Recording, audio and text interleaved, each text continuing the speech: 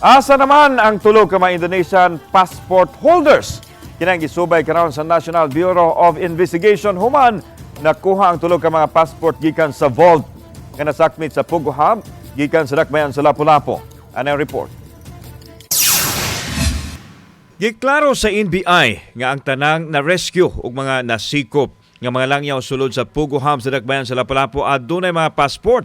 Apil na ang mga nahaunang nakaikyas kinsa ni sang atog kaso nga maoy nakaingon sa gipahigayon nga rescue operation. Busa na kung tanghaga sa NBI kung si kinsa ang tag-iya sa tulo ka mga Indonesian passport o kung asa na sila karon. Ang naasoy mga langyaw nakasulod yun sa nasod og dili usab mahimong magagawas kay naa pa man ang ilang mga pasaporte.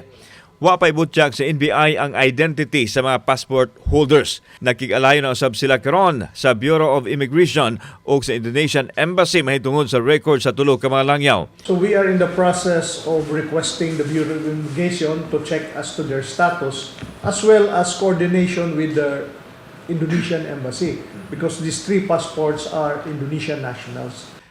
Nasayran nga giablihan ang tulo ka mga vaults at tubangan sa Lapu-Lapu City RTC Executive Judge kagahapon adlaw din nakuha ang 241 ka mga cellphones, mga yawi sa sakyanan o tulo ka mga pasaporte. Suma sa NBI nga posibleng anaa sa mga cellphones ang mga transaksyon sa illegal nga kalihukan apil na ang dagan sa kwarta nga proceeds niini nga gipaagi sa e-wallet transaction. Nagkinahanglan pa sila o kamanduan sa korte aron maablihan ang mga cellphones. We have to preserve that and we have to make the necessary coordination to check if that particular SIM pack contains money. That's why they place that in the vault. We believe that that is still subject to harvesting. Samtang nakig-alayon na ang BIR sa NBI sa gihimo nilang separate investigation nga nagtuyok kung si kinsa ang mga nanag-iya sa 5 ka mga negosyo sulod sa Tourist Garden Hotel o kung natuman ba nila ang pagbayad sa buhis apil na sa ilang mga kawani.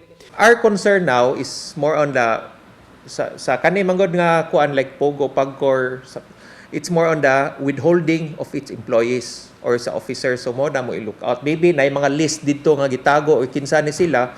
Maybe there will be list like with corresponding amounts. So of course, magamit na mo. Kauban si Clover Lumayag, ako si Alan Domingo. Balitang Bisdak.